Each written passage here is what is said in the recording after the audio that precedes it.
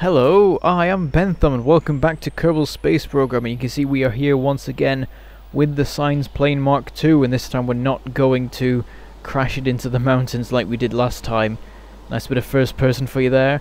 We'll bring in the gear and we'll get ourselves sort of straightened up. And then we'll try some time warping. I tried 4 and things went a little bit weird, so tried 3 and that went okay. So today we're not going to crash it into a mountain because we're not flying to the mountains, so we're going to go straight over the mountains and carry on to the desert where it is nice and flat, in fact particularly flat in terms of biomes, and then we can land there and get some science done there. Now the reason that we're going to do some science with it today is because we are very close to getting 550 science, and what that means is that we'll be able to purchase a very particular bit of research that will give us the final scientific components, components for gathering science. Once we have all of those, we'll be able to make the sort of final versions of the various craft that we've been building so far. So far, everything that we've made that's for gathering science has been a just sort of a bit of a placeholder while we get the final bits of scientific equipment. So what we can now do is build new reusable landers for the moon station, and we can also build the Minmus messenger, rather than which will replace the Hopper, which was sort of a bit of a flop, really. And the Hopper was a placeholder anyway. I was going to replace it with a Hopper Mark II and get that sorted. So anyway, you can see we're coming in over the desert now, and all we need to do is just glide gently down to the ground. I decided to turn us around just to it looks like things are flatter behind us. I was sort of overshooting the area I was aiming for. So we'll just sort of kind of stall ourselves a bit, I suppose it is, and then bring ourselves gently in, apply the brakes, and stop nicely, get the handbrake on, and then we can start doing all sorts of research, crew reports and goo reports and materials stuff. We've got thermometers, atmospheric measurement things, gravity things I think it is, but then later on we'll also have access to accelerometers and atmospheric scanners. Anyway, went out and did all the ground science, no need for a flag because we're on Kerbin. And then we fire up the engine and set off again. Now I could have just pressed the recover craft button, but that's no good. That's cheating. If we could, like, what are we recovering the craft with? If we could send something there to recover the plane, then why did we need to send the plane at all? We could have sent whatever it is that recovers the plane fitted with science equipment. So the plane has to come home, and then we'll recover it on the landing, not landing pad, on the landing strip, the whatever you call it.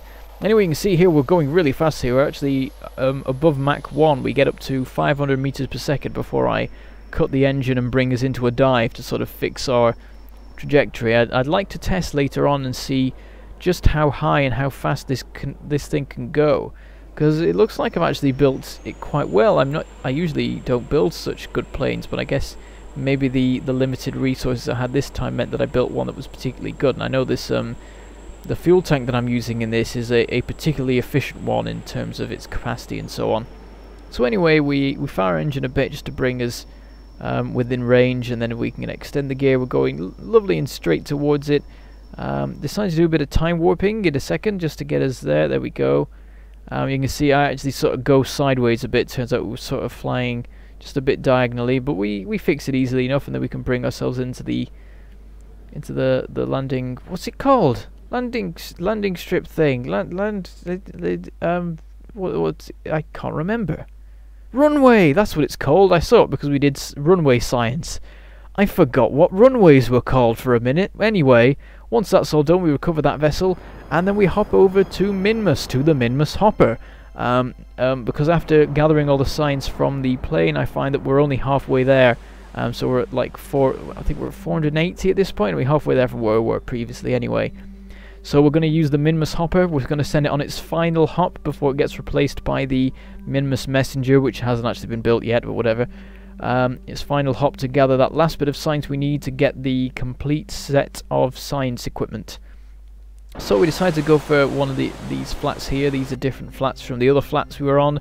I think those were greater flats, and these are just flats. Anyway, we go warping down and stuff, and then do our deceleration burn, and I realised that this is definitely the last hop of the Minmus Hopper, and in fact it's the last time that this thing is airborne in more than a very crappy way, because we're pretty much out of fuel. We're at less than 10 units of liquid fuel. I didn't even realize that we were going to use this much up in the hopper. I might have been more cautious about doing it, but I wanted that last bit of science.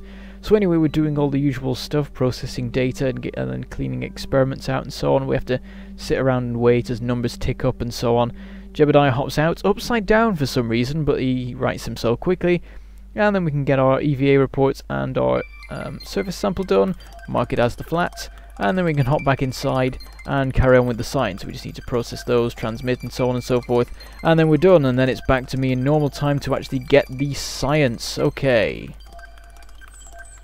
and here we are in back in the space center thing, and we'll hop straight into the labs. You can see we have 650 science now after the contribution of the Minmus Hopper, and so here is the vital piece of science. It gives us the GravMax negative gravioli detector and the sensor array computing nose cone. So we can now do all of science as soon as we press this button, which I have now done, so there we go. So of course what we need to do now is actually build something that involves these things. So I'll hop into the vehicle assembly build and come right back with the landers, the new reusable landers for the moon station. Okay, and here it is, the reusable moon lander Mark II in all its glory. As you can see, there's not that much that has changed between the two, but there's also the little tweaks here and there, and I think it's actually a little bit lighter. Maybe not much, but you know, every little helps with this, especially when you can get to such low fuel levels going to the poles of the moon. So you can see we've got all the stuff from before, but we now have the newer pod, which is lighter and also a better shape, makes more sense. And we've slightly reduced the RCS capacity because we didn't need all of it, and it was a bit bulky. And you see we've now got a full array of various bits of scientific equipment, including things that are entirely useless on the moon, like the atmosphere measurer thing. But the point is we can measure all the things on the moon that we can now, and I put the atmospheric one in just because it makes a nice square, and I like it to be neat like that. There's a couple of tweaks to the positioning of things, but you know what, that's pretty much it. Also we've got those batteries instead of before. So now that that's done, what we need to do is actually deliver it to the moon. So we bring it down here, you can see we have another one, and then attached to it is a launch vehicle. Now the way this is going to work is going to be a little bit complicated, because we as well as bringing these new landers to the station, we need to take the two old landers back. So this is going to fly there, it's going to have the two crew members, so we're going to swap out the crews. And then there's going to be a guy in here as well. So they're going to make their way to the station, they're going to dock up, connect these two up, and then the two old landers will disconnect, dock to each other, and then dock to the front of this, and then this can make its way home. And then the crews of the two new landers, two old landers even, they can hop inside this capsule for re-entry while their pods can burn up and so on. And they'll all make it back safely, and it's all really nice and clockwork, and everything is working nicely. So that is the plan. There's not quite enough time in this episode to get all that done, so that'll be something for next episode, which means that if you have any suggestions for changes to the land design, there is still time. I'm not recording the next episode until I think pretty much the day it's going to be out, actually. That's how my schedule has turned out, so you have time to advise me on any changes you think should be made to the landers before I actually send them to the moon, just in case I've missed anything or whatever, like ladders. But we don't need ladders, it's fine without ladders. So that's that for now.